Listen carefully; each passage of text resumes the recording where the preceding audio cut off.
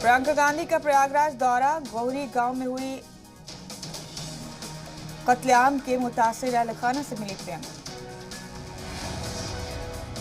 लखनऊ में यूपी कांग्रेस की रुकनियत मुहिम शुरू, छत्तीसगढ़ के सीएम भूपेश बघेल ने की मुहिम की शुरुआत। प्रोग्राम में कांग्रेस के कई बड़े लीडरान रहे मौजूद।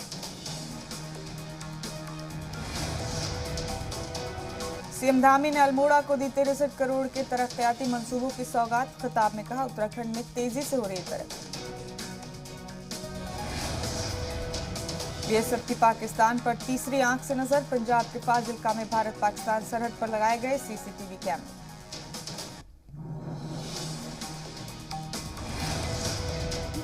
मुंबई 26/11 हमले की 13वीं बरसी पर सियासतदानों ने शहीदों को पेश किया खराज अकीदत। अमित शाह ने कहा, सिक्योरिटी एहलकारों की बहादुरी को सलाम।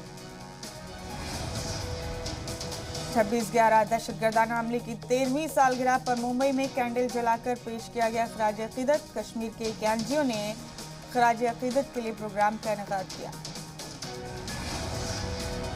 26/11 की बरसी पर यूपी के 46 स्टेशनों को उड़ाने की धमकी। पाकिस्तान के कराची से हापुड़ स्टेशन मास्टर को आया फोन, लश्कर-ए-तैयबा के नाम पर दी गई धमकी।